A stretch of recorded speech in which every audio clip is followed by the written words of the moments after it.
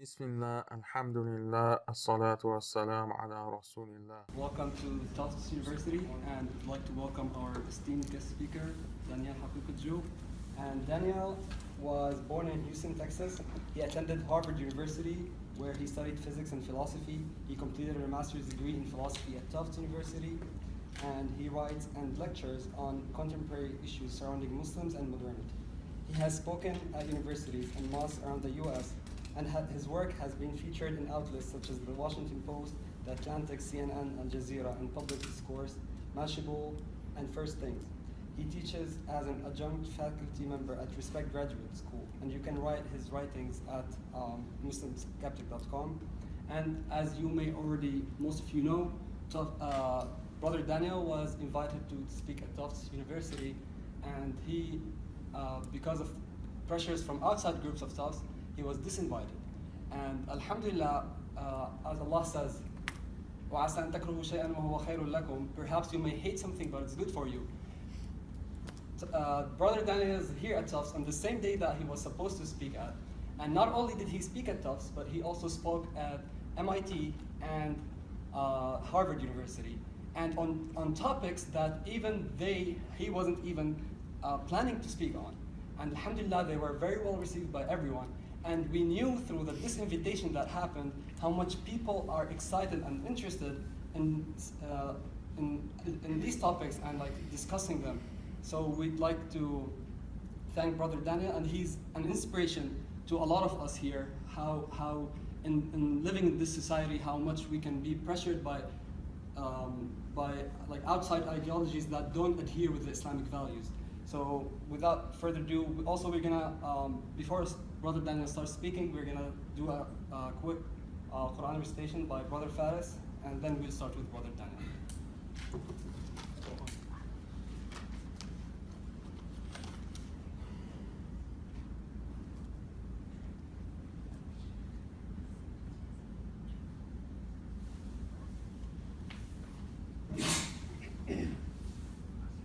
أعوذ بالله من الشيطان الرجيم وقل الحق من ربكم فمن شاء فليؤمن ومن شاء فليكفر إنا أعتدنا للظالمين نارا أحاط بهم سرادقها وإن يستغيثوا يغاثوا بماء كالمهل يشوي الوجوه بئس الشراب وساءت مرتفقا إن الذين آمنوا وعملوا الصالحات إنا لا نضيع أجر من أحسن عملا أولئك لهم جنات عدن تجري من تحتهم الأنهار يحلون فيها من أساور من ذهب ويلبسون ثيابا خضرا من سندس واستبرق متكئين فيها على الأرائك نعم الثواب وحسنت مرتفقا. We'll read the English translation right now.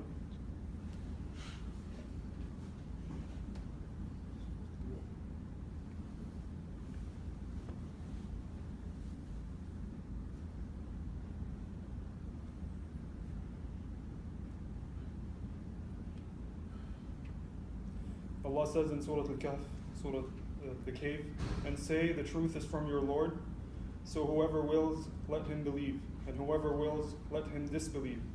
Indeed, we have prepared for the wrongdoers a fire whose walls will surround them, and if they call for relief, they will be relieved with water like murky oil, which scalds their faces. Wretched is the drink, and evil is the resting place. Indeed, those who have believed and done righteous deeds, indeed, we will not allow to be lost the reward of any who did well in deeds. Those will have gardens of perpetual residence, beneath them rivers will flow. They will be adorned therein with bracelets of gold, and will wear green garments of fine silk and brocade. reclining therein on adorned couches. Excellent is their reward, and good is the resting place. May Allah make us of them. Bismillah, alhamdulillah, salatu wassalam ala rasulillah. Thank you for inviting me here to Tufts. I graduated in 2010 my master's degree from the philosophy department here. And before that I was at Harvard and did a degree in physics and philosophy. So I'm very happy to be back on campus, have a lot of happy memories living near campus and eating at Carmichael, delicious cafeteria food. So I'm glad that I had the opportunity to come. There was this slight controversy of my invitation being rescinded at the last minute. And, you know, as the moderator mentioned, it only led to more opportunities. So I think that ultimately the truth will come out. You know, people who are willing to speak the truth and abide by the truth. It might seem like there's overwhelming public pressure and negativity, but we should always have that faith that Allah is going to make the deen victorious and the truth victorious, and we should look forward to that and have faith in that. So the topic of today's discussion is the dangers of liberalism. And before getting into the topic, let me just define what I mean by liberalism. We tend to use it in a political sense, meaning you have the liberal left wing and the conservative right wing. And that's not exactly the meaning that I want to focus on. Liberalism is a philosophical idea, and so I want to discuss liberalism as philosophy. And it is the idea that originated within the Enlightenment, within Britain and France and Europe generally. And there are certain figures, Enlightenment figures associated with developing liberal philosophy. And the basic idea of philosophical liberalism is that morality depends on maximizing freedom, liberty, equality. These three main points constitute the essence of liberalism. And anything that increases liberty, freedom, equality is good, advances progress, and so forth. Anything that opposes liberty, equality, and freedom is bad, evil, destructive, holds the human being down. So this is the philosophy of liberalism, and there are many sub-philosophies that fall under the overall liberal paradigm. So if you understand liberty in the philosophical sense, then the left wing, or the Democratic Party in America is, you know, no one will say we're opposed to maximizing liberty, whether they're Democrat or Republican. They just have different ways of approaching that. So, for example, does tighter gun control laws maximize, or does it increase liberty or decrease liberty? Well, depending on who you ask, whether on the political left or the right, they'll differ whether gun control increases liberty or not, but both sides agree that liberty is what is important here. Maximizing freedom and rights, that's what's important. They just have disagreements on exactly how to achieve that. And that's purely within the domain of American politics, but even you can look at other political systems like socialism, communism, even fascism. They're all concerned with this. They all come from the liberal tradition broadly, philosophical liberalism, and they're all concerned with this question of how do we free human beings, and how do we grant what kind of political and economic system will confer the most liberty, equality, and freedom to society and the individual. So this is just to give you some basic definitions so that you know what I'm really talking about. So now to switch gears slightly, let me ask a basic question. How many of you know Muslims who have left Islam? within your family or classmates? Just raise your hand if you know any Muslims who have left Islam. Okay, how many of you know young Muslims who are seriously questioning their faith and are approaching leaving Islam? Okay, pretty much everyone raised their hand. I think that there's different ways to understand this. We can understand it as just chance, random occurrence. People come into the faith, they leave the faith. There's not really a rhyme or reason to it. That's just the way the world is. Another way to approach it is that there are specific trends and specific ideas and ideologies that are in no subtle way affecting the minds of Muslims that are encouraging them and getting them to see Islam as backwards, retrograde, and outmoded, and something that should be discarded in favor of some other goal, such as freedom, equality, liberty. And if we look at the history of liberalism and how liberalism developed and how it was deployed throughout the world, this was the deliberate goal. Liberalism was a tool that was used against the Muslim world in colonial times, in the 19th century, 20th century, and the 21st century up until today. And so we have to recognize this, and we have to be aware of these dangers, and we have to be aware of how this is happening. Because if we don't understand how it's happening, we can't address it in an adequate way. And I just wanted to, the whole point of my talk today, and I'll try to keep it to about 45 minutes, is to explain exactly how this has happened and the kind of reflections that we as a community need to have within our current context.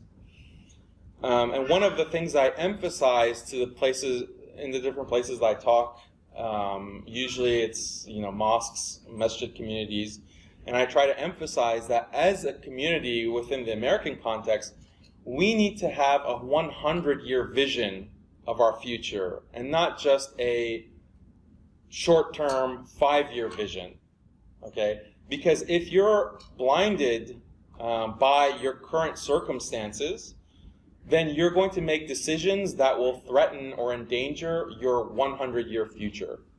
And I feel that the Muslim community has gone into this habit of being too reactionary to current circumstances and forgetting the 100-year game plan, okay? And I'll give you a specific example. Ever since, I would say about 2000, the year 2000, 2001, the Muslim community has been shifting more to the left politically, and this has been from political convenience. Republicans, since the Bush era, have instituted all kinds of negative policies and measures that have affected Muslims overseas as well as domestically, and we'll talk more a little bit about that. Obama, to a large extent, extended those policies, but the Muslim community seemed to be blind to the anti-Muslim policies that Barack Obama implemented.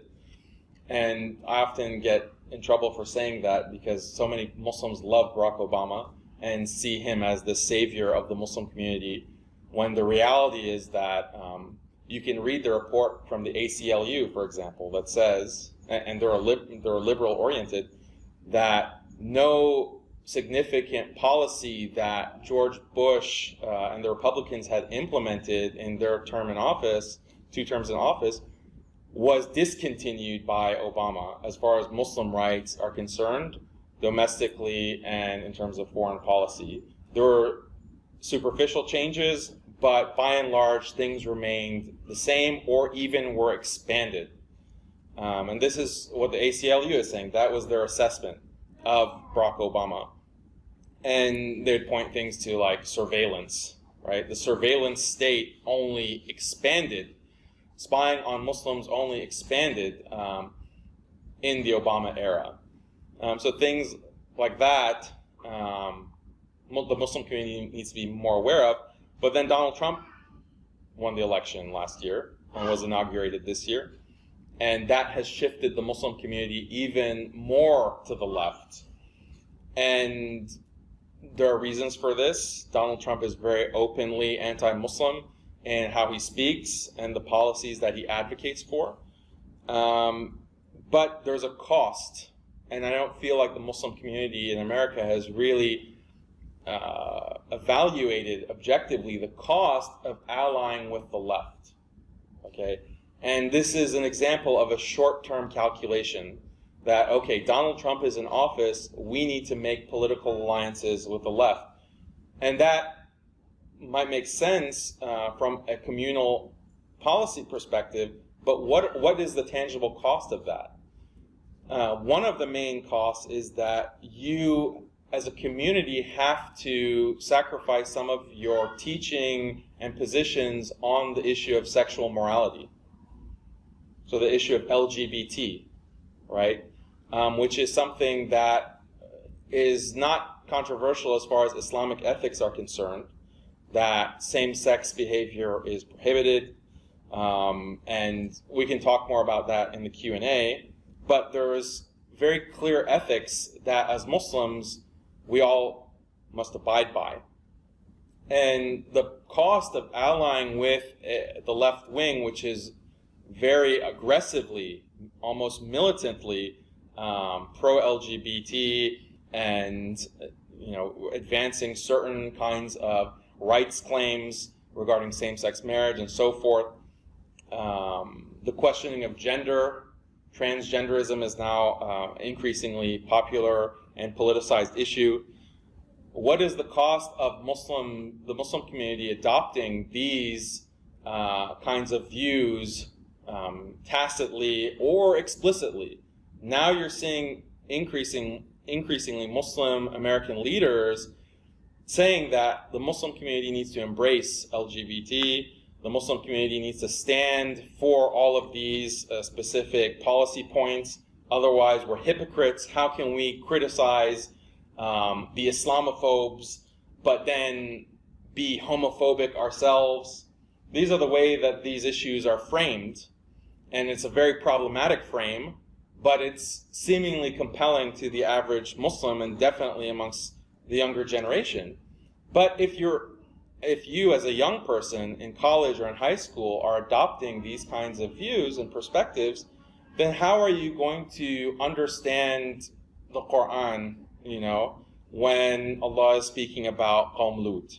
Or how are you going to understand Islamic sexual ethics when you read certain hadith or you read certain opinions from ulama and scholars of the past? What is going to be your internal state? You're going to feel a lot of tension, to say the least. You might feel despair. You might feel confusion. And then this is going to cause a problem for you in your faith and may even lead you to leave the faith. So if that's the kind of struggle and confusion that a large percentage of our youth are going through as a direct result of our community's political stance, then fine, you might win political points in the 5-year short term, or 8 years, if Donald Trump wins another term in office, but you've lost an entire generation of Muslims. You've lost an entire generation of Muslims, and that will have a big effect, okay? Because that's one generation, and that compounds with the next generation and the next generation, such that in 3 years, will there even be Muslims in America? And if there won't be, it's not going to be because, in my humble opinion, it's not going to be because Donald Trump, throws us all in concentration camps. That's not going to be the reason. The reason is that we just have self-attrited. The Muslims have just left, and there's statistics about this that I'll tell you in a moment. So my point is, as a community, we need to have a broader vision and a broader calculus that has a 100-year perspective. And this is the example of the prophets as well, and I can give you many examples of the depth and the distance of their vision and how they were thinking about their community and the tangible decisions that they were making in the here and now. And that's not to say that the immediate circumstances aren't important and that we shouldn't be strategic and wise as a community in how we navigate the waters, only when when that comes at the expense of our future is that problematic. And so we should not have this hyper focus on Islamophobia that totalizes our entire concern, such that we forget the danger of the left and the danger of liberalism as a philosophy primarily on our future, our collective future in this country. And so I think that what is most productive for us to do in order to inculcate that 100-year vision is to think about how we develop our youth and what kinds of trends and ideologies our children and young people are subscribing to. And what's disturbing is this, what we can call a de-Muslimization of Muslim youth. De-Muslimization of Muslim youth. And I'm using de-Muslimization for a specific reason. I'll tell you the significance of that in just a moment. But what we're seeing is a trend of cultural Islam. Islam as culture and Islam as political identity. To be a Muslim means to subscribe to very particular modes of dress. You know, if you're female, you wear the hijab. If you're male, maybe you have some facial hair. You dress a certain way, you talk a certain way. But it's just superficial. When it comes to actual beliefs, then it's a free-for-all. Okay, so long as you claim to be Muslim, that's all it takes to be a Muslim. That's what being a political identity means. It's just on your own claim, and there's no necessary beliefs that you have to subscribe to or practices. The way that I summarize this is Muslim by body, Muslim in terms of your body, but not in terms of heart and mind.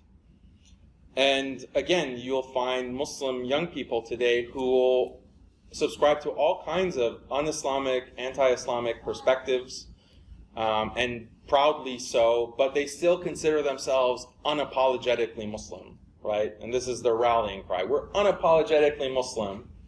And they go to marches and rallies and shout this, but what does that actually mean? Is there any content to your Islam? Or is it just a culture? Or is it just a political identity and a political movement? And again, I can give you examples in terms of sexual ethics, the lack of commitment to Islamic law in general, and we can define that further in Q&A if you're interested. Or this idea of universalism, that as long as you're a good person, it doesn't really matter if you're Muslim, Christian, Jewish, Hindu, or atheist, agnostic, and so forth. As long as you're a good person, those differences are just superficial, right? And that's, a very destructive kind of view, and you can see how it's conducive to apostasy. You can see how if you think that, well, I'm a good person, well, why do I need to believe in God at all? Why do I need to believe in things like heaven and hell and the afterlife? Why do I need to struggle with myself to oppose my desires and to act in Islamically correct ways? It's such a burden. Why should I do that as long as I'm a good person? So this is something that you'll hear over and over again from young people, and I get messaged all the time online about this kind of question, like, why do we need to accept Islam? As long as you're a good person, they just don't feel any motivation internally or reason that would motivate them intellectually or spiritually to abide by or subscribe to Islam. And what I'm arguing is that this is a direct result of a cultural Islam as political identity. And so I'm making a lot of claims here about the state of the American Muslim community, but let me back that up with a few statistics. So these are all Pew surveys. 52% of U.S. Muslims believe that traditional Islam must be reinterpreted. 52% believe that traditional Islam must be reinterpreted. Over half of Muslims say that, US Muslims, that society needs to accept homosexuality and accept same-sex marriage. Half of Muslims in America believe this. What's significant about this statistic is that over the past 10 years, there's a 20 percentage point increase in Muslims who say that society needs to accept homosexuality. Whereas for Christian groups, it's only been a 10% increase. So we're more than double outpacing Christians in our acceptance of this specific kind of sexual ethic. Another very startling statistic is with attrition rates, meaning what percentage of people who are raised as Muslims continue to identify as Muslims in adulthood. What percentage would you estimate? So it's just about a little over 70%. That means about 30% of people who are raised as Muslims, when they reach adulthood, they no longer identify, either because they've converted to another religion, or they've left religion entirely, they're atheists, or they're just non-affiliated. And that's really the fastest growing religion. There's this kind of cliche that, oh, Islam is the fastest growing religion. The numbers don't back that up. The fastest growing religion is a new category that has been identified by the sociologists studying this, of the non-affiliated, meaning people who generally have a sense that God exists, may or may not exist, but religion in an organized way doesn't really have much relevance to life. So why should I bother subscribing to Christianity, Judaism, Islam, or any other organized religion? I'm just non-affiliated. That's the fastest growing religion in the world, or the fastest growing category in the world, and definitely in the US. So those are the kinds of things that we're seeing today. Let's look at how liberalism has affected Muslim history and Muslim civilization. And so I'm of a Persian background. Both of my parents are from Iran. And for the most part, my extended family is secular. Okay. Many of them don't even believe in God. Most of them don't have any connection to Islam in terms of their practice or their beliefs. I would characterize them as being more secular and liberal, even the ones who are still in Iran. So maybe about more than half are in Iran, and then the rest are in the US or Canada. And religion is not something that is on their radar. And I think that's something to reflect on. You have a culture and a region that has been Muslim, deeply Muslim, for over 1,000 years. Okay? How is it that within 1 or 2 or 3 generations, that civilization has crumbled in such a dramatic way in the past 100, 150 years, 200 years? Again, is it something that just naturally happens? This is the atheist's contention, that as education improves and increases, people naturally become less superstitious and leave religion and become secular and atheistic. This is their anthropology of civilization. But there's a simpler explanation, and a more compelling one that I referred to earlier, is that there is a deliberate process to condition the Muslim mind and to control and manipulate the Muslim mind into rejecting his own religion.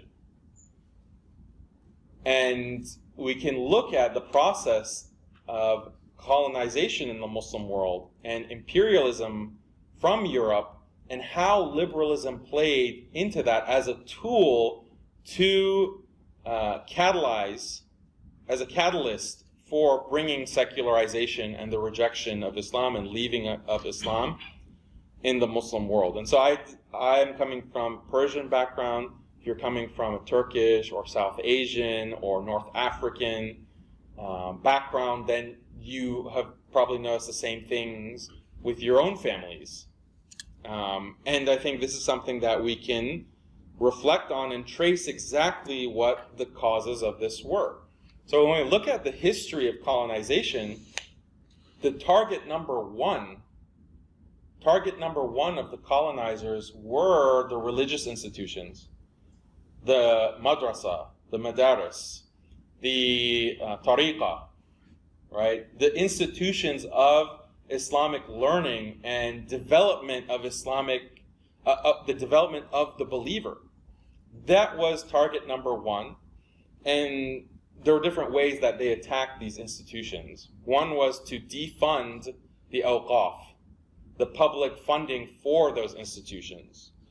Dismantling those institutions by discrediting the scholars, the ulama, and portraying scholars as these kinds of retrograde people who are committed to just blindly following the past and are not interested in progress. They're not interested in joining the civilized world. If you want to be part of the civilized world, you need to throw off, this old-fashioned concern with, the Islamic sciences, how to maintain purity, tahara, how to pray, how to pay zakat, all of the details of being a Muslim and being a true believer. That's fine.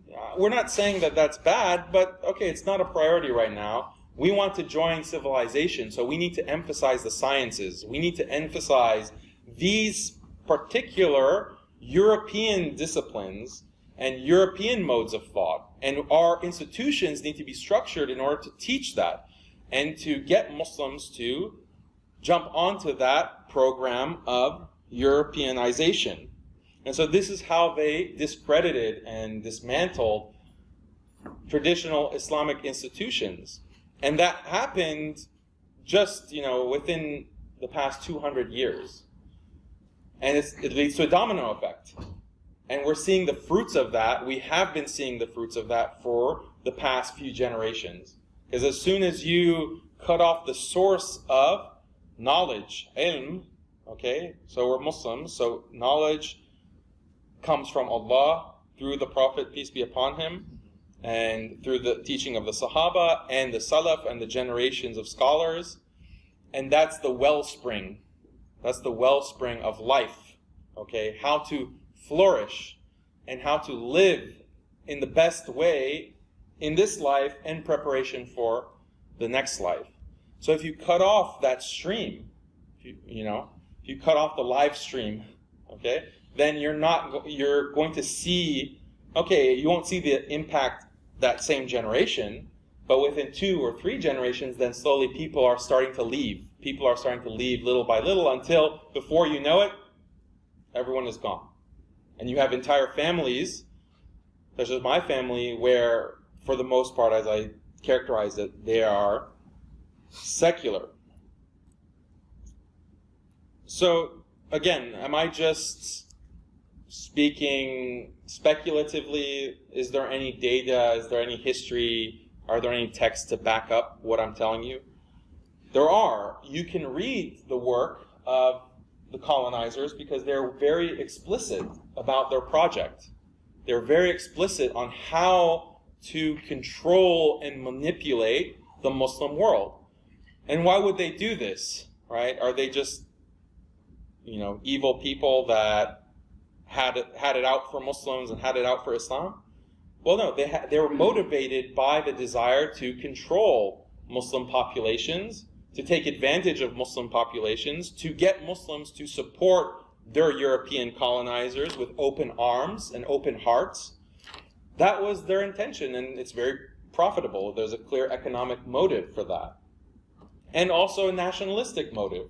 If you have a civilizing mission, you want to civilize people to bring them to the light of your tradition, which is liberalism, the Enlightenment, then you're motivated to go to wherever that you're militarily conquering, occupying, imperializing, and get the local population to see you not as an enemy, but as a savior.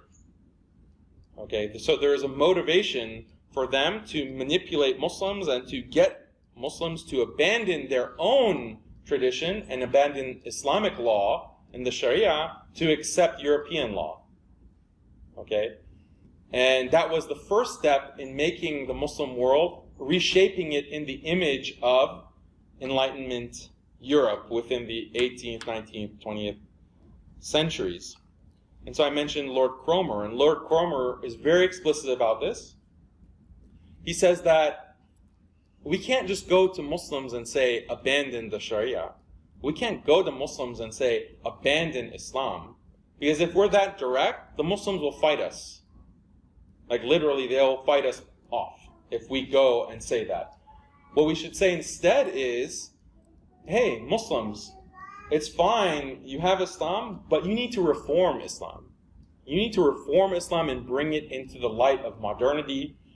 Because look, times change, and if you stick to these outmoded ways of thinking, then you're going to fall further and further behind, materially, economically, and politically. So just simply reform your religion, and if that's the message that we go to the Muslim world with, then they will embrace us. And what we need to do specifically is to take those reform-minded Muslims. We need to make sure to take them to Europe, to acculturate them to European values, to educate them in European institutions. And these are the de-Muslimized Muslims. The de-Muslimized Muslims. And that's the term that I used before. It's coming from Lord Cromer. And so what he said explicitly is that the de-Muslimized Muslim is not really a Muslim. Reformed Islam is not really Islam. That's how you destroy Islam, by reforming it.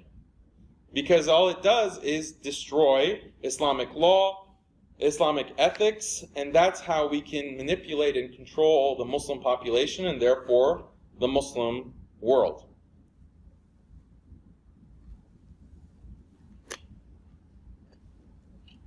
So what should be our reaction to this as Muslims today? Think about what has been lost. Think about what civilization has been lost. Islamic civilization, with its rich history, is in tatters. It has been ripped apart and systematically destroyed. I don't know about you, but that makes me very sad. That makes me very sad, and you feel that sense of loss. And every day I feel that. Every day I feel that sense of loss. Because my family, right? These are the people that I love. But, they're on a certain path, and you do your best, but every day, okay, you're confronted with that. So it's very personal, and sometimes people criticize me for being too emotional and being too aggressive in the kinds of critiques that I make. But if you feel what I feel every day, it's torture. It's really torture when you realize exactly how things have unfolded and how so many people, our brothers and sisters around the world and ourselves, have been duped. We've been tricked. We've been manipulated. How does that make you feel?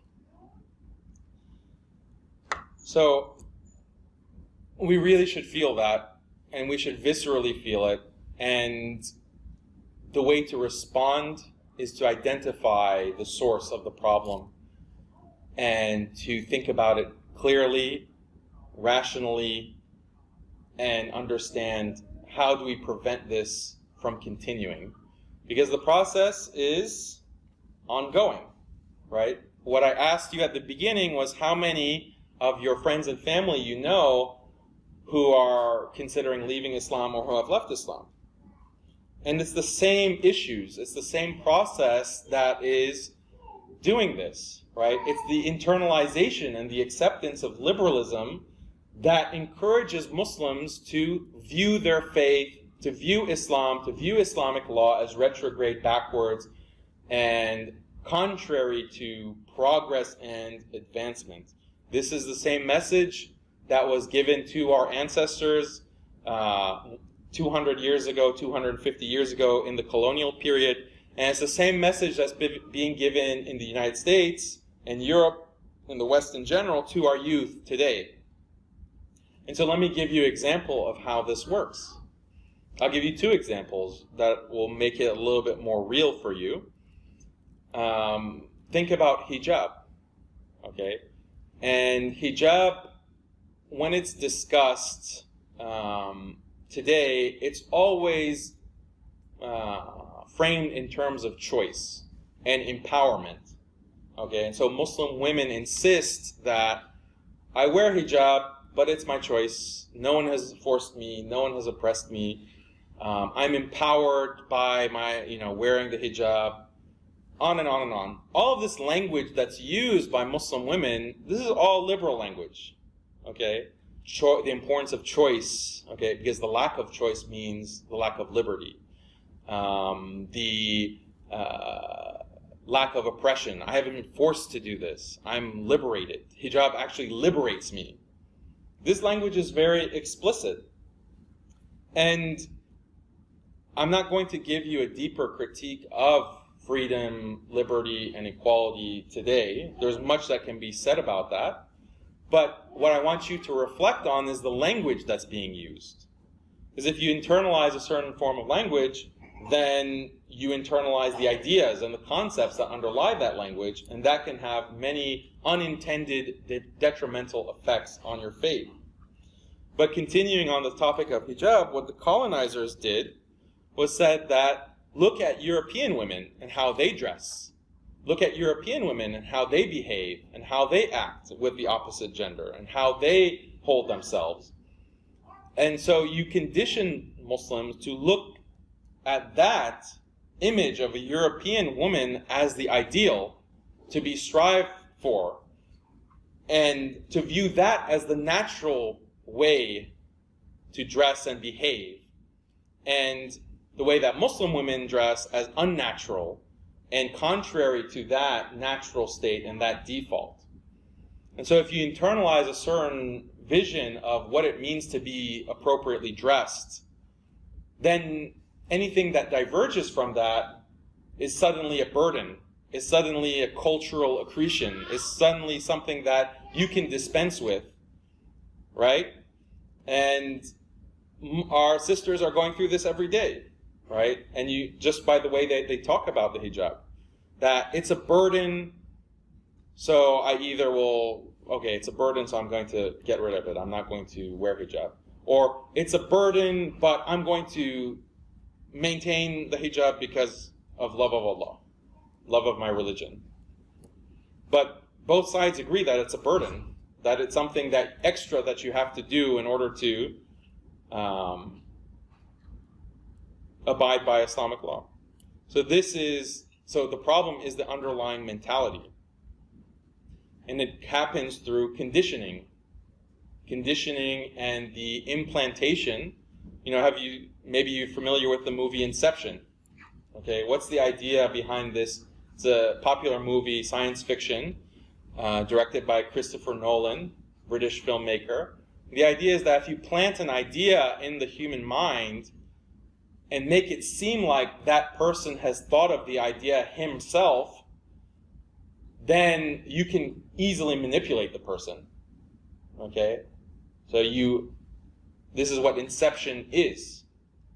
And that's what liberalism does, is it implants certain ideas and makes Muslims think that it is of their own volition and their own mindset that they are reforming their religion, and they are trying to modify their religion to come into conformity with the modern world, or to make their religion more tolerant or accepting or whatever else it is. And by the way, there's nothing wrong with tolerance. Don't get me wrong. It's an extended discussion, but we have to look at what is tolerance in the Islamic tradition and what is meant by that according to Islamic ethics, as opposed to alternative worldviews. So this is the example of hijab. How about the example of sex and sexual behavior? If you tell people that to be a healthy person, whatever desires you have, you need to act on them. And if you hold yourself back and you restrict yourself, that's unhealthy, and that's going to cause psychological harm, it's going to cause trauma, it's going to cause cognitive dissonance and all kinds of dysfunction. If you tell people that enough and you condition them to think like that, then they'll view Islam and its sexual ethics as something very backwards and harmful, literally harmful. I don't want to be psychologically dysfunctional. So we need to change the religion. We need to, clearly what God has said for this 7th century Arabia doesn't apply today, or they'll find different ways to justify reforming Islamic sexual ethics. And you can look at what's taught in the psychology textbooks, or what the APA recommends, and what they believe to be natural and conducive to mental health, psychological health. And they say explicitly, like, if a person has desires and for a certain kind of sexual practice, then they need to pursue that. And to hold yourself back from that is oppressive and psychologically maladaptive.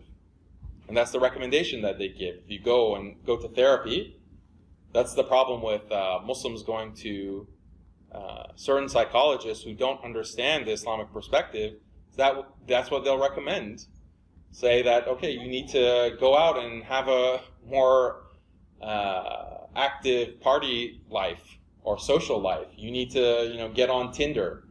You need to start finding, why are you holding yourself back? Why are you restricting yourself?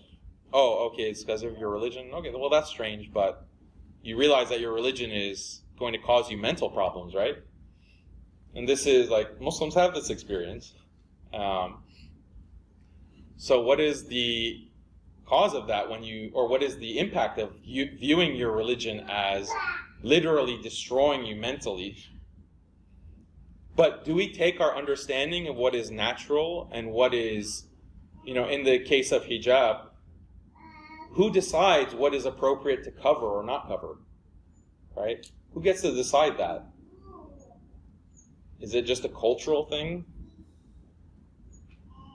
Or who decides what kind of behavior is conducive to your health, mentally or otherwise, to your flourishing in this life? Who gets to set those terms? How about our Creator, right? Doesn't that make more sense than just whatever is culturally convenient? And that's the other problem, is that so much of Western culture is unmoored and unanchored from anything. And that's why you see these cultural revolutions every few decades. Prior to the year 2000, maybe, look at the statistics on the acceptance of certain same-sex sexual behavior. They're very different than they are today. So what changed?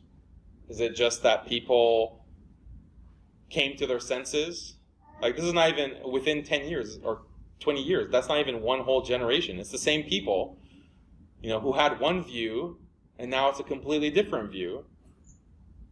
Was there just, people are now more moral? Are we continuously discovering moral truths? How is that possible? What is the theory there? And it seems implausible. It just seems no, it's just cultural changes. Culture changes, and people, if you don't have an anchor to anything, then you're going to go with the flow, and you're not even going to notice that you're moving, right? That's the whole point of being unanchored, is that you're swaying with the water, but you can't even perceive the motion. For Muslims, though, it's different, because we are anchored. We do have a normative tradition that we look to, and that's our bedrock. And so even if we don't maintain that anchor, we can still recognize that there are these big changes that are happening culturally. So these are things that we need to be aware of. And what's happening today also, just as a final point before concluding, the process of colonization and imperialism has not subsided. The same forces that have been used for the past 200 years are still in effect, domestically and in terms of foreign policy. Domestically, you can see it's certain Muslims, certain political organizations, Muslim political organizations, that get the government funding. And you have to have a certain ideology to get that funding. You have to be okay with certain kinds of programs and certain political positions in order to get that funding. And that's a big problem, because some of those positions in no subtle terms contradict Islam and are contrary to Islam. Look at NGOs. Okay, these are the organizations that are going to the Muslim world and spreading certain values, right? Certain Western enlightened values. Millions of dollars, billions of dollars, under the guise of aid, foreign aid, is being funneled into these NGOs. They're going to places like Egypt, India, Pakistan, Afghanistan, and spreading certain kinds of values. Okay, and the goal, the way that they describe it, is this is development. We're trying to develop the third world, or we're trying to improve we're trying to empower Muslim women, we're trying to empower families. That's the facade. The reality is that there is this very clear social program, socialization program, that you are spreading in order to advance your Western political goals and economic goals. Domestically, I mentioned funding. Who's invited to the White House, right? Who's invited to White House iftars, especially during Obama's time, right? There's a very clear profile of the kinds of Muslims who are put in these positions. And I'm not saying that everyone who's invited to the White House or accepts that invitation is, a secret agent or anything like that. But we have to be a little bit less naive about who's being promoted. And then look at media portrayal. What kind of Muslims are featured in mainstream media, whether it's on the news or through TV shows or movies? Typically, there's just two categories. You have the extremist, fundamentalist, Taliban, Al-Qaeda, scary, evil, bad Muslim, okay? And then you have the enlightened, liberal, progressive, Reza Aslan Muslim, Linda Sarsour. I'll go ahead and say it. Those are the types of Muslims that are featured in mainstream media. What about Muslims that are committed to their faith? They're reasonable. They're speaking in the language that people know in this country and in the West generally, are from this country, have been born and raised here, are devout, practicing, take their faith seriously, take Islamic law seriously, are able to articulate themselves. You're not going to see them on CNN. You're not going to see them on Fox News, or you're not going to see a TV show dedicated to that. You're going to see people like Aziz Ansari. You're going to see people like Reza Aslan, people who will openly admit that Islam needs to be reformed. Islam needs to be reinterpreted. They have different ways of saying the same thing, but that's the underlying message. And so that's not a coincidence. That's not by chance. It's very deliberate. It's very deliberate who gets to be on what platform.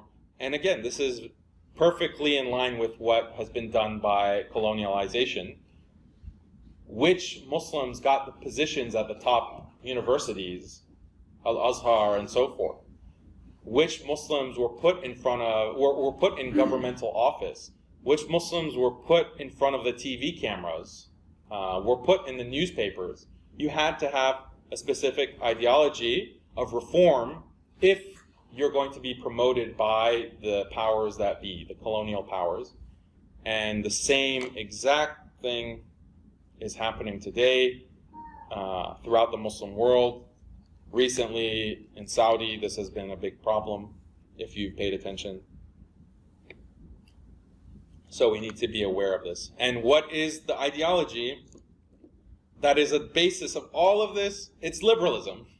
It's liberalism. That's my message, the takeaway. If you don't remember anything of all of this bloviating that I'm doing, it's that liberalism is, in no uncertain terms, an enemy and agent for destroying Islam. And again, don't take my word for it. Even non-Muslim academics have attested to this. There's decolonial studies. Read Joseph Massad, Islam and Liberalism, respected tenured professor, I believe at Columbia University. Read his book, Islam and Liberalism, and his entire thesis is that liberalism was designed by European thinkers in contradistinction to and as a reaction to Islam. This is his thesis, and he justifies it very compellingly. It's a fantastic book. You should definitely read it, Islam and Liberalism by Joseph Massad, and verify to yourself that this is actually the case, if you don't want to take my word for it. So what are the takeaways here? And you know, the majority of what I've said has been pretty negative, but what positive, practical takeaways are there? The one takeaway that I would say is important, we need to have the 100-year vision as a community. We need to think about the implications of our choices for the next generation, the second to the next generation, and so forth. That kind of thinking is absolutely necessary on the individual level and the institutional level. At the individual level, you have to think about it because you have children, right? And your children will have children and so forth. At the institutional level, another big takeaway is that we have to think seriously about what it means to be mainstream. I'm not saying that being mainstream is something that is negative in and of itself, because it's not. I would love it if people like you and me were mainstream in American culture. But does being mainstream come at the cost of sacrificing our deepest religious commitments? If so, then maybe mainstreaming ourselves is not the best option. Maybe mainstreaming ourselves is going to come at too high of a cost that will sacrifice our viability as a community in 50 years, maybe even in 10 years. So, and this is something that you often hear from Muslims, I would say more so immigrant Muslims than black Muslims and other subcategories of the American Muslim population, is that, oh, we need to follow the path of Jewish Americans. Look at the success that Jewish Americans have in mainstreaming their community in American society over the past 50 years. And this is not very smart for many different reasons. You know, I could cite you the hadith about from the Prophet ﷺ about following them even onto the lizard hole, for example. You know the hadith. But just look at what has happened to the Jewish American community. And again, don't take my word for it. There was a great article, I forgot exactly where it was published, but it was written by a Jewish American who said, liberalism has destroyed the Jewish community. Liberalism has destroyed the Jewish community. And what he says in that article is that 50% of Jewish Americans don't really believe in God. Either they are outright atheists, or they have serious doubts that God even exists. 50%. And only 16% of Jewish Americans think that being Jewish has anything to do with Talmudic law, Jewish traditional law. So is that the kind of end state that we want for ourselves as a Muslim community? Do we want in 50 years only 50% of American Muslims to believe in Allah or to have any kind of conviction in Allah? Do we want only 16% of American Muslims to think that Islamic law, the Sharia, what Allah has commanded and what Allah has given to us of behavior and ethics internally and externally, we only want 16% of Muslims to think that that's important?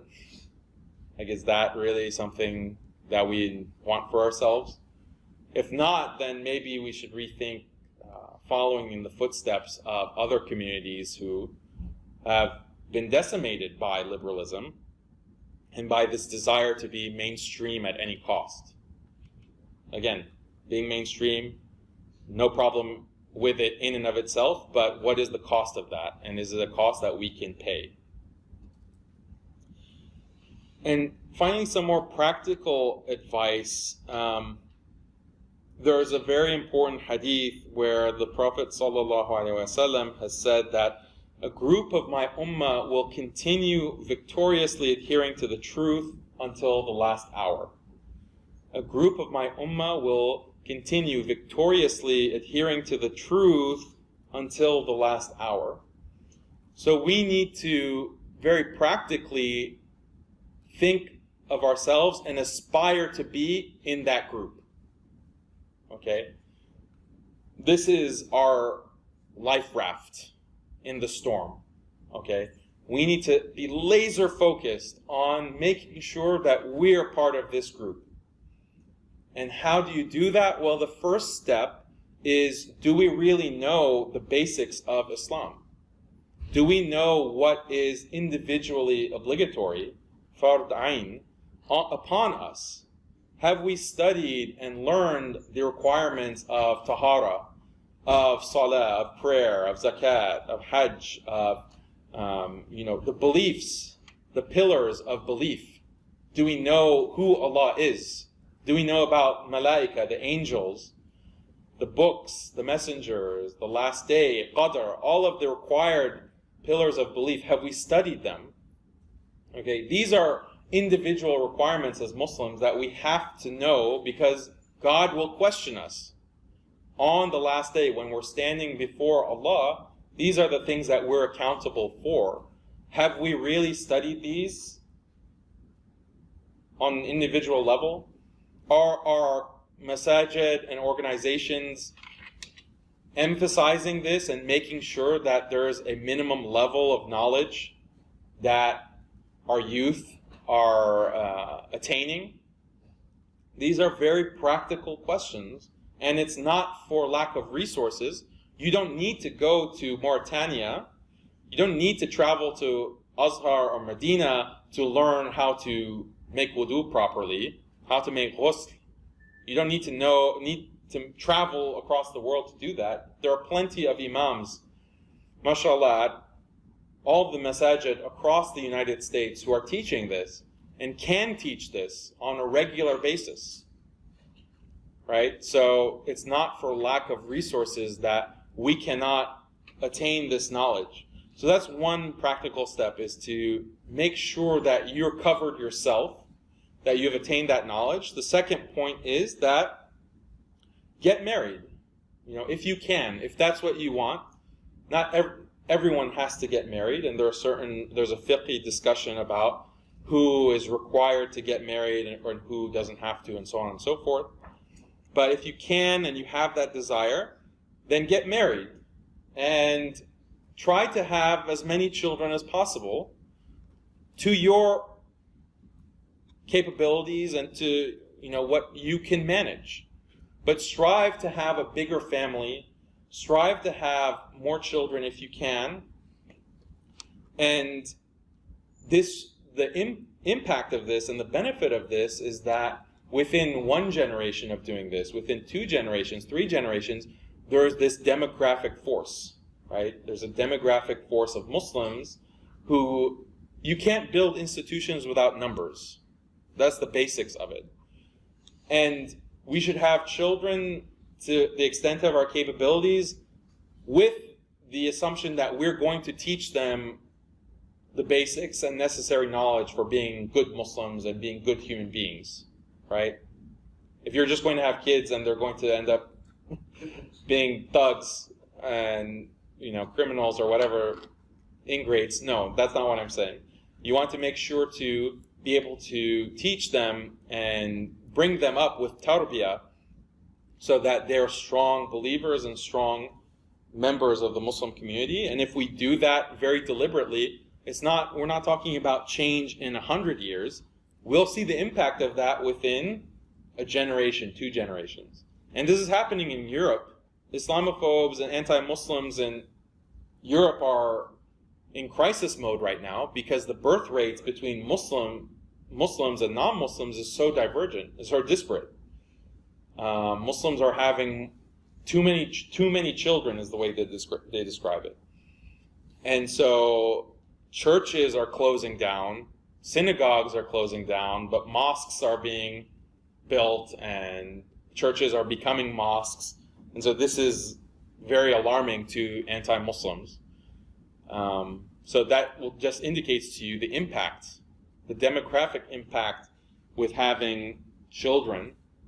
And this will also counteract the attrition that I mentioned earlier, that 30% of Muslims, or 30% of people who are raised Muslims, leave Islam. We can counteract that through knowledge and through this kind of demographic program, which is kind of a weird way to say it, but just have kids, that's all I'm saying. Just have kids, inshallah.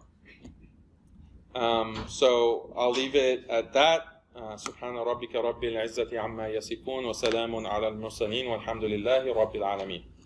Jazakallah khair, Brother Daniel, for the great talk. And now we're going to open up the discussion for questions from the audience. So, please. What are the sources for the statistics that you brought up about like the Muslim community in America, and how representative are they of the actual Muslim community?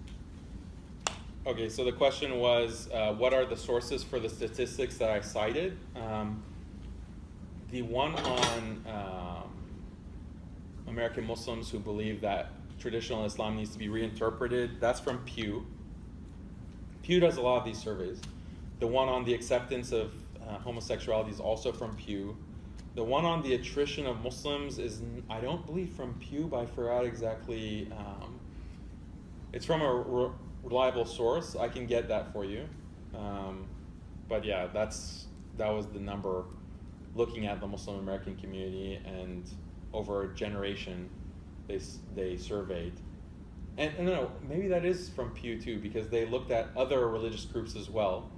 They looked at Christians, different subsets of Christianity, and Hindus, and Muslims were one of the least likely to attrit. Muslims were the least likely to leave if they were raised as Muslims. Hindus were the least likely. Then it was Muslims, and then different Christian groups. But overall, it's a crisis of people leaving organized religion.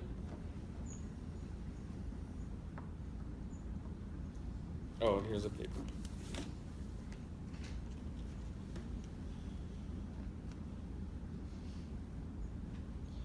Imam Ghazali said that half of the burden of the sin of Muslims leaving the religion belongs to religious people and groups that have caused people to run away from religion.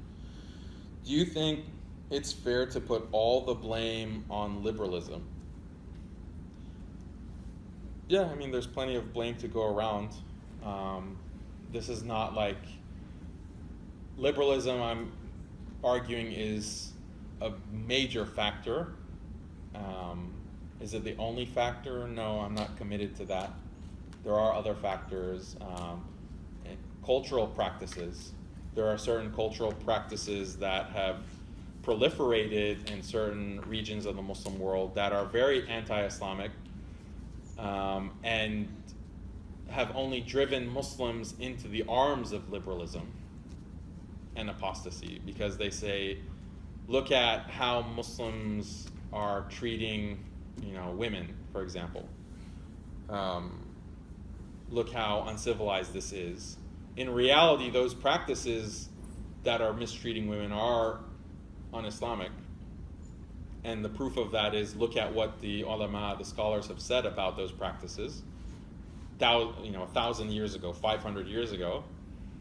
But the average Muslim doesn't have that knowledge or that education. And so they associate and conflate those cultural practices with Islam. And so they view those practices as immoral and barbaric. Therefore, that means Islam is immoral and barbaric. Therefore, we're going to leave Islam. So yes, certainly there's enough blame to go around, and we have to be proactive in addressing these kinds of issues as a community, but let's also not lose sight of liberalism.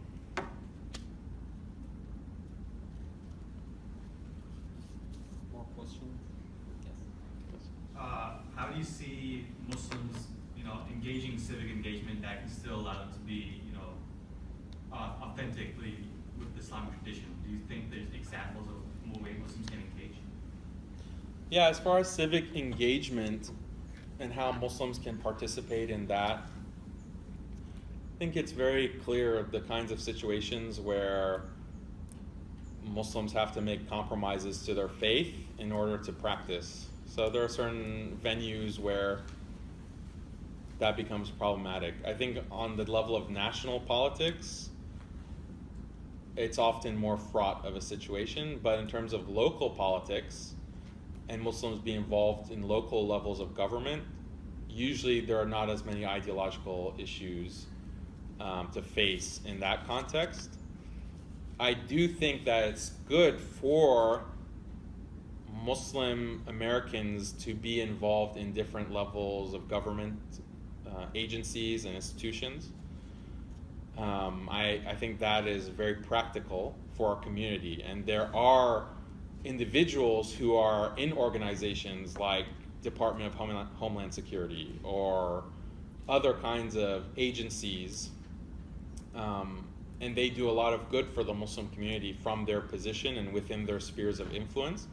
I think there's no problem with that, again, as long as they're aware of anything that might affect their faith personally.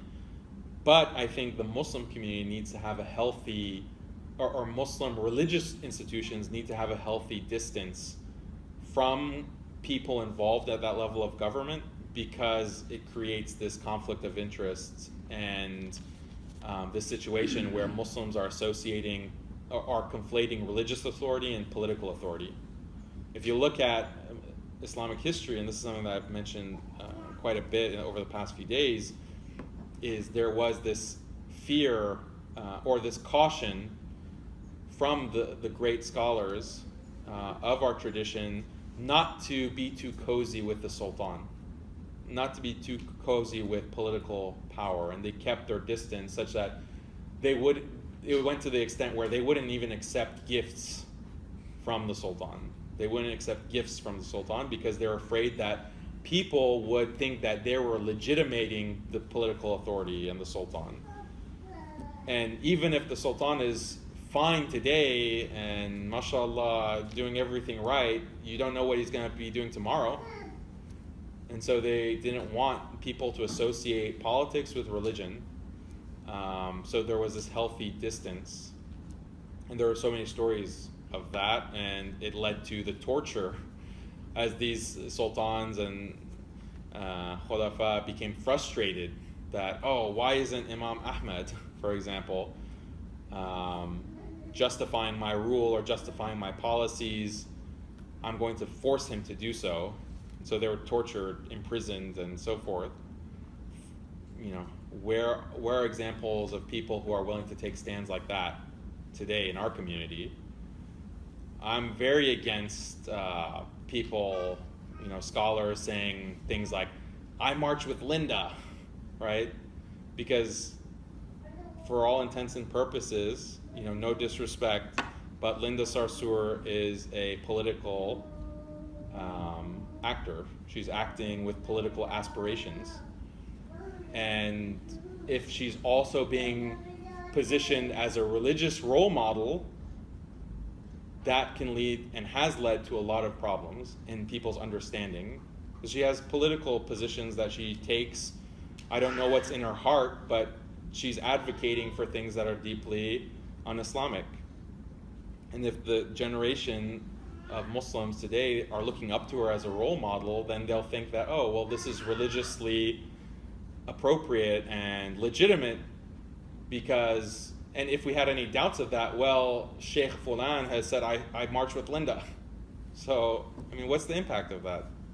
This is not rocket science, and we're not new to this, right? We have a very extensive tradition of how to manage religion and politics, but unfortunately we seem to have distanced ourselves and forgotten that. Yes? What do you think about the idea of voting for the lesser evil?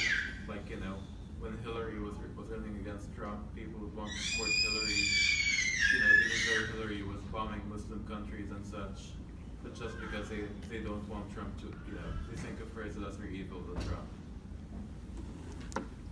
So the question is, on the level of national politics, voting for the lesser of two evils? Yeah, I mean, I think that national politics is so annoying. I hate the election cycle. It's mind-numbingly stupid. And I think that really the distance between Democrats and Republicans is not really that wide. Like, they have consensus on a lot of issues. As far as Muslims are concerned, there was consensus. Like, sure, Donald Trump was, spewing all of this garbage about Muslims, but Hillary Clinton accepted his basic premise that Muslim Americans are only valuable as an asset in the war against terror. And other than that, she's very good at respectability politics and saying the right things, but her track record on certain Muslim policies was atrocious. So I argued at that time that, well, fine, I'll concede, vote for the lesser of two evils, but is Clinton the lesser of two evils? I think you could have made the argument, I made the argument that she was not. And I think my predictions were true. And so there's an article that I wrote for Muslim Matters, how Donald Trump is surprisingly good for Muslims. And I got a lot of hate for that. This was like back in September of last year. So, but you can check that out and see my argument and see if it lived true to my claims. Yeah, so I won't rehash it here. Oh, and I wanted Bernie Sanders to win. Just put that out there.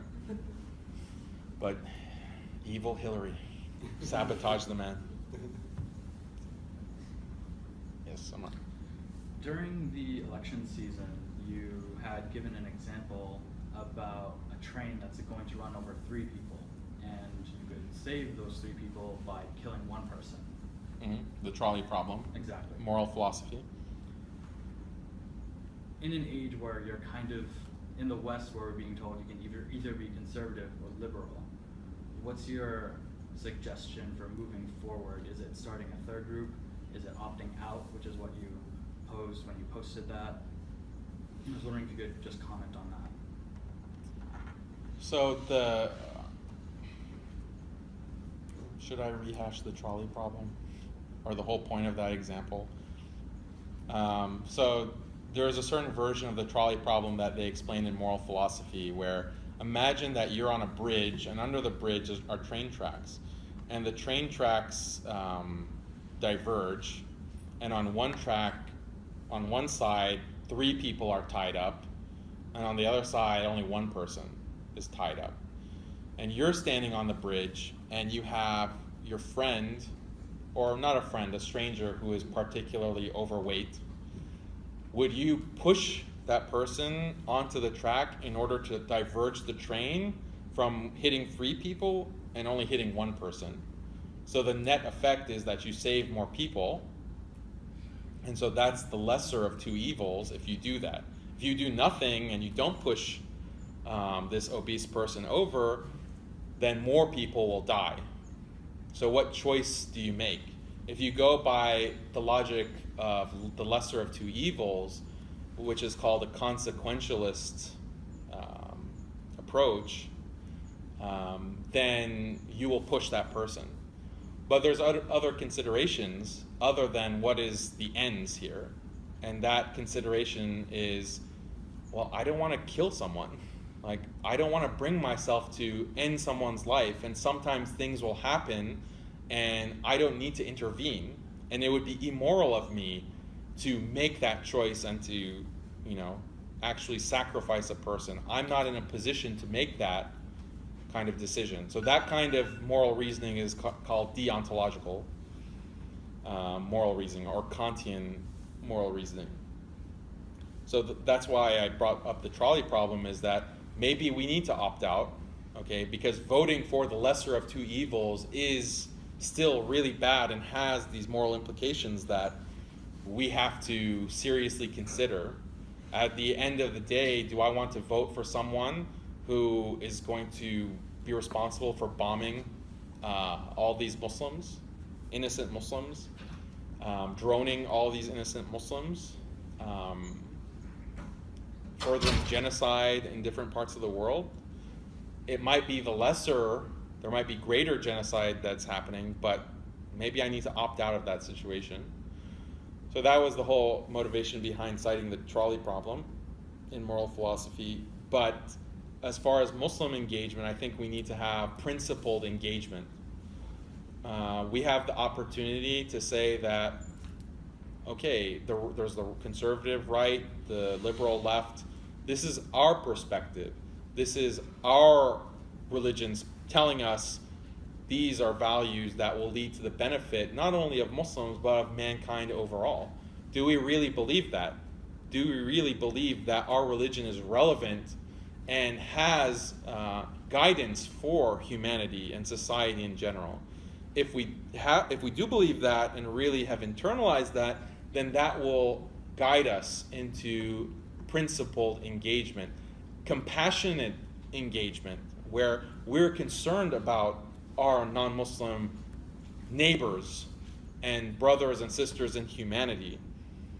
That's the kind of compassion that we should have that would motivate us to take what God has said, the creator of Muslims and non-Muslims, at his word, that this deen is to the benefit of humanity if it is implemented and practiced.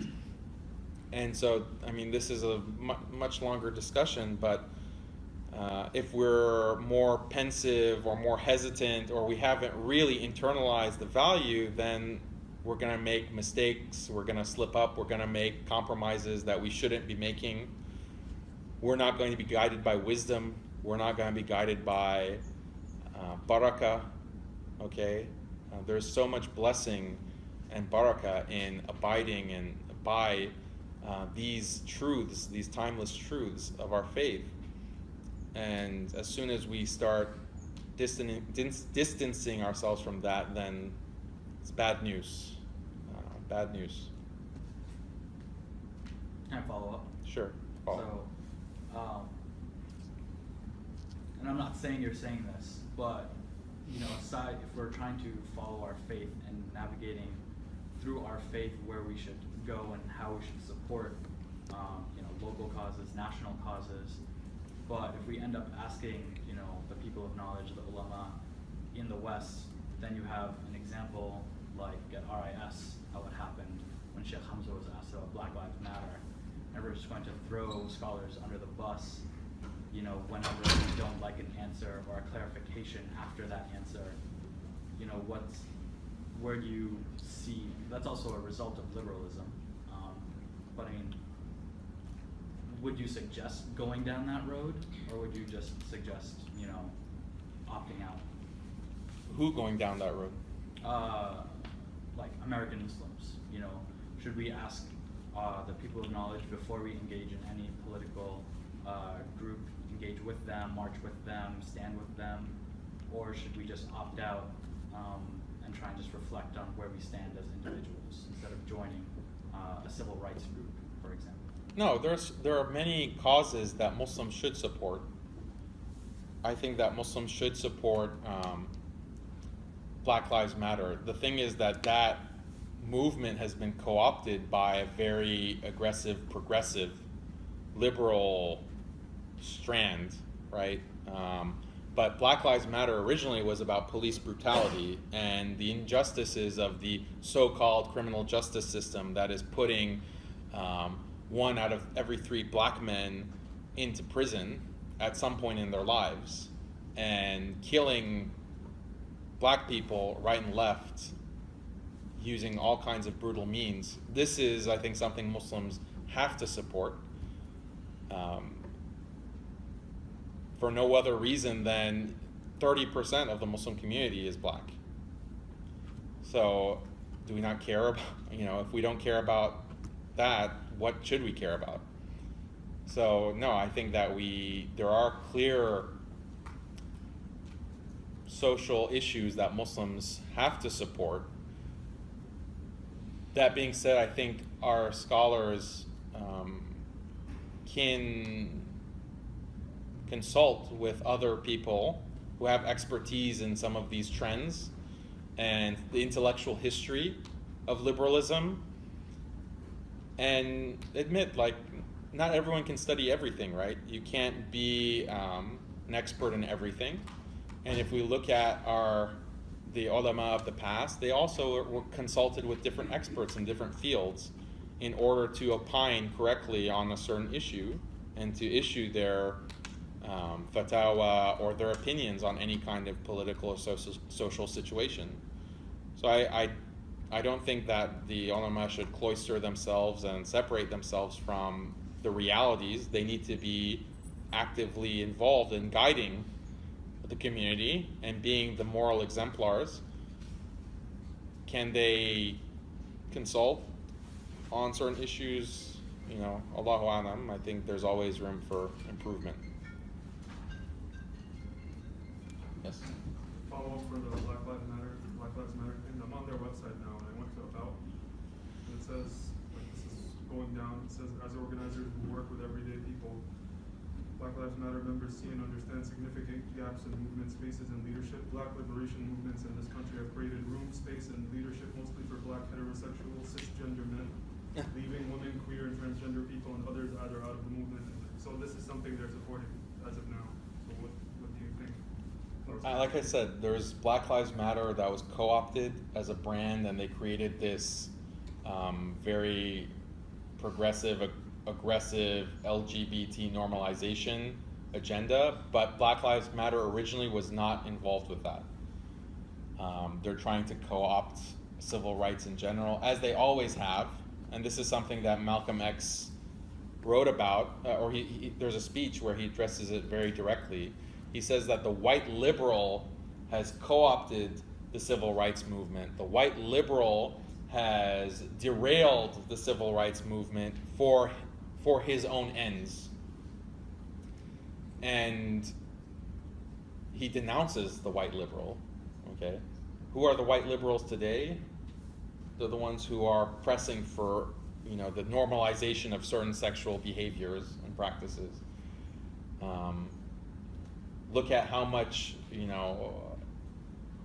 normalization and success LGBT activism has had in a very short period of time versus how much success the civil rights movement has had.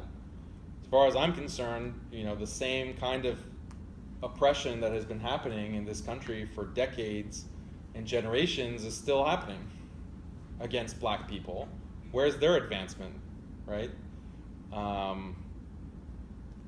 And this is just like with Black Lives Matter, just another example of white liberal co-optation of civil rights and self-determination for the black community. Does that makes sense, because a lot of people ask me this. Is it problematic to still associate with the name Black Lives Matter since now that's what they say? Don't associate. Yeah, if it's you're uncomfortable with hashtag Black Lives Matter, avoid it. Just say that you're opposed to police brutality. This is injustice. It's despicable. We need to hold people accountable for gunning down black people for no reason. You know, I have friends who will say that if I'm late for the bus, I can't run to catch the bus in public. Really? Why? Why can't you run? Do you not see the color of my skin? If I'm running down the street, people think like I'm a criminal. They call the police, right? If a cop sees me running, they'll stop me and question me and maybe even arrest me and hassle me and brutalize me. So if I'm late for something, I don't run. I just have to calmly walk. Isn't that like shocking? That the level of subjugation in your daily life, like you can't even briskly walk down the street to catch the bus. It's just unbelievable. So if you don't feel comfortable using the word Black Lives Matter, at least support the underlying cause and speak out against it, or speak out in support of it.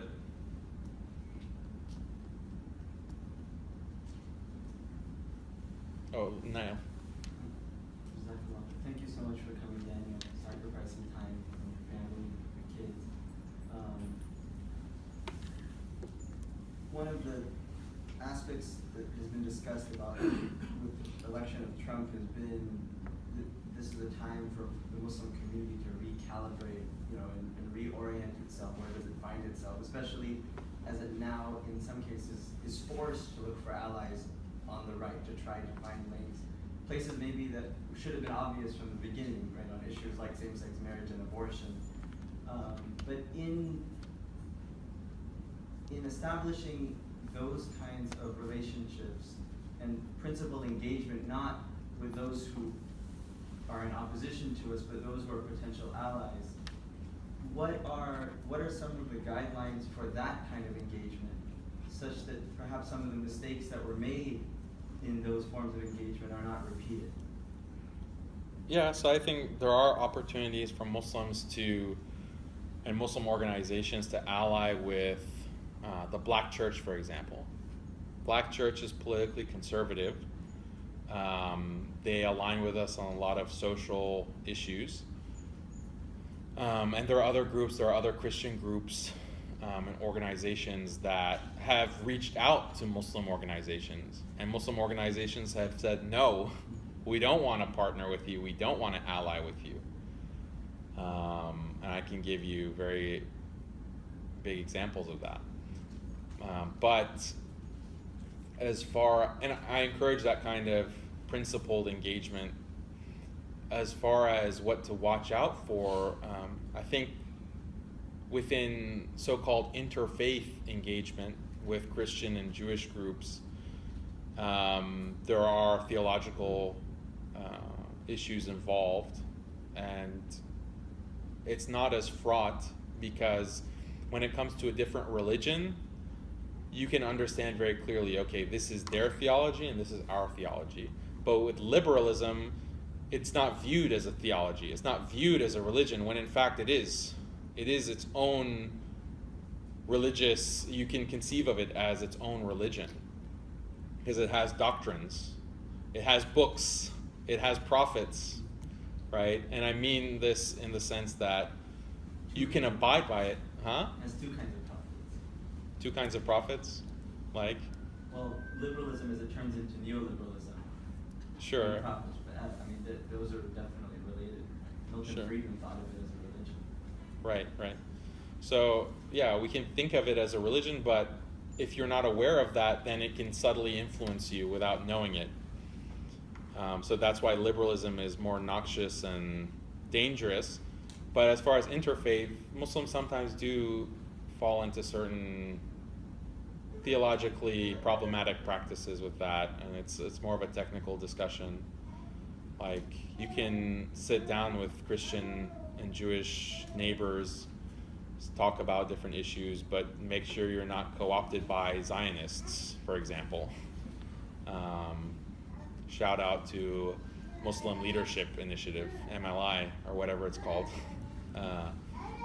Make sure that another thing to watch out for is it's not permissible to attend the religious functions of other groups, like going to Christian mass.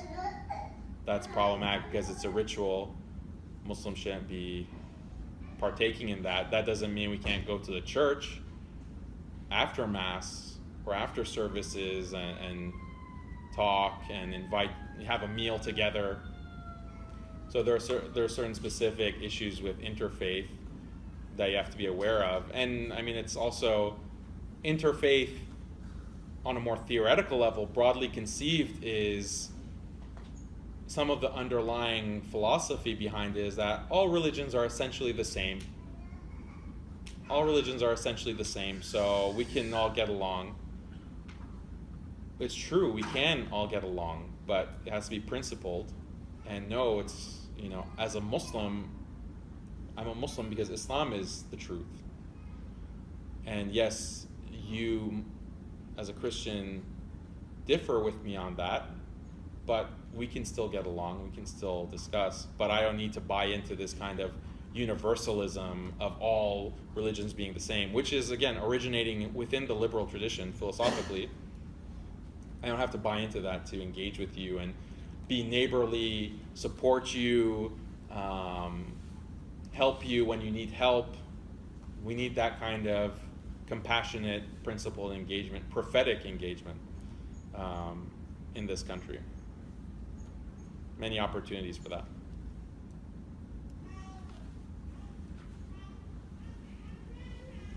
In the back. Question. I just disagree with one of your comments. I think you're painting interfaith with a broad paintbrush. I completely agree with you. As Muslims, we don't partake in rituals when we do attend interfaith. But I believe as Muslims, we should encourage, especially people who do know their own religion and the basics of Islam, and practicing Muslims, to go and observe other people's rituals. And I don't believe necessarily children, but go and observe, because seeing the other side of how they do perform their rituals and perform their worship, I think only empowers us as Muslims. Supports what we believe in, because we can then look at other people's rituals and compare it to what we have been taught as Muslims and figure out how much more privileged and blessed we are to have the religion we do have. So I'm not quite sure if I agree with you in terms of saying, interfaith is, we're saying that everyone else is the same. I think what we're saying in interfaith is we have similar goals. We have similar goals such as respect each other's faith, and we agree to disagree. That is what the underlying thing of interfaith is. Not necessarily saying we're all going to be, walking into heaven together necessarily. So I do disagree with what you said in terms of interfaith. Okay. So you disagree with what I said in terms of interfaith. What you just described, I agree with a lot of it, so I don't know where the disagreement is.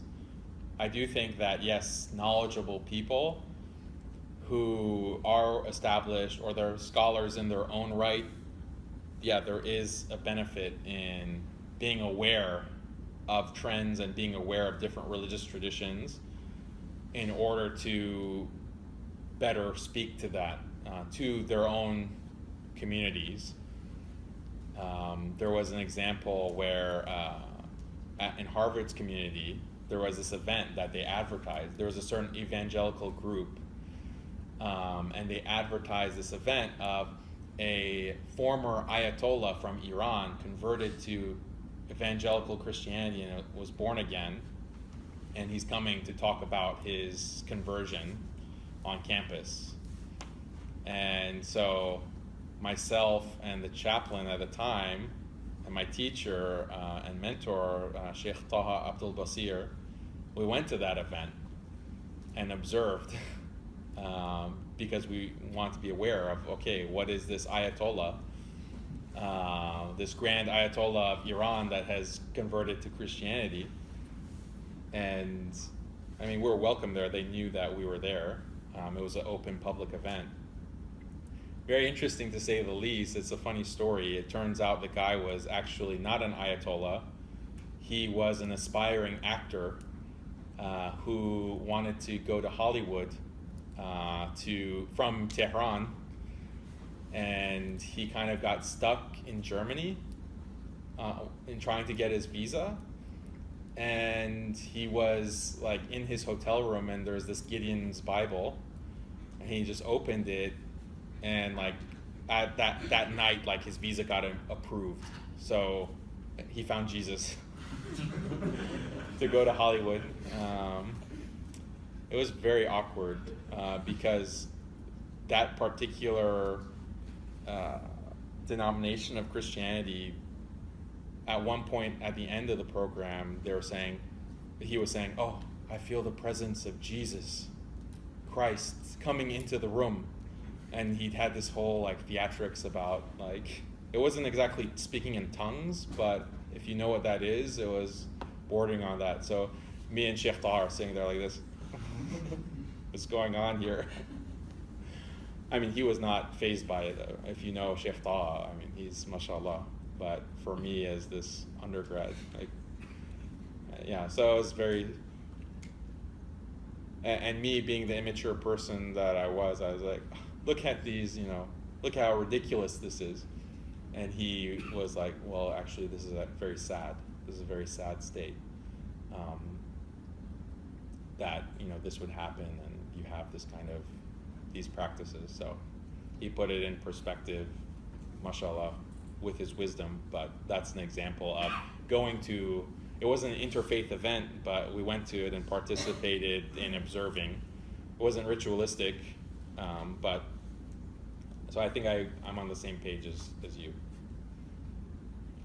Do you have to break from over? 5 more minutes. We can take another question. Yes. And this is another question. Yeah. Two questions. Jazakallah khair, Daniel. Very, very good and inspiring, inshallah.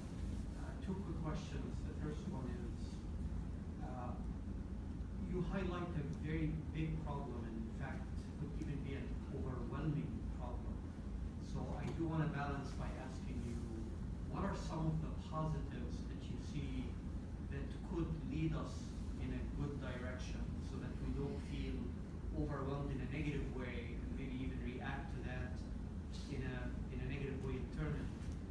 And then the other question is, you pose the challenge, and it's a big challenge, and it's an overwhelming challenge, and I'll maybe even dare say it's not just a challenge to the Muslim community, because liberalism doesn't know a certain faith. I mean, it's against any faith, and I wouldn't even put it that it's against the faith. You mentioned that liberalism is a weapon that is being used.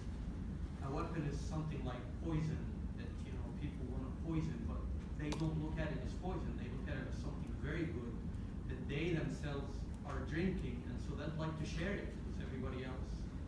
And so it's not that they're looking at it as a weapon. They're looking at it as their good news, just like we have good news that we're sharing. And we probably shouldn't even be surprised that they're doing this. The surprise should be that we're not doing our part in terms of how we can not just counter that so that we can be strong, but so that we can share our perspective and our good message. But anyways, my second question is, what are the action items? Because sometimes also I'm afraid that it can be very overwhelming, that it's such a big problem, and then people can be saying, well, who am I to make a dent? So what should I, as a college student or as a young person, what can I do in order to help move the needle forward, if that's possible? Yeah, so that's a great question. It can be overwhelming, and I think the first step, it is a practical step, is to gain awareness and understand what liberalism is, and that was the purpose of this entire talk. And it's something that I have been writing about for quite a long time. You can go onto my website, muslimskeptic.com, or my Facebook page, and see everything that I've written on this topic. And my intention and purpose is to make people aware, make Muslims aware, non-Muslims too, because it affects them, as you mentioned. It's noxious to organized religion in general. Make people aware that this is a big problem, this is where this ideology is coming from, this is the impact of it, and awareness is the first step, because if you don't know that there's a problem, you can't really address it. And I get pushback from Muslims saying that you're alarmist, you are just trying to ratchet people's emotions, and you don't know what you're talking about. And so this is, I think, is willful ignorance. And that's why I emphasize awareness as a very practical step. Because if we as a community, individually and institutionally, don't realize that this is a problem, then we're going to continue to make the same mistakes. Awareness is the first step. And then as for other action items, you counter a lack of knowledge by fortifying yourself with knowledge. Again, that's very practical. It connects to our hereafter, knowing the basics, knowing the farda'in, the fara'id, extremely important. There's a knowledge gap. We're just talking about how, on the car ride over here, how at some places they're teaching usul al-fiqh, or they're teaching like, I don't know, higher levels of the Islamic sciences, and the students who are taking this, the Muslim students at the masjid, haven't really even studied fiqh. They haven't even studied, because it seems like a very dry subject to go through a basic matan fiqh and understand tahara and salah and so forth. But that's what's we're accountable for first and foremost on the Day of Judgment. So it's very practical. We have to do this. We have to encourage this institutionally. Another practical step, I mentioned, within the family context, developing bigger families, extended families, abiding by the basics of Islamic ethics in terms of respect and honoring your parents, maintaining the ties of kinship.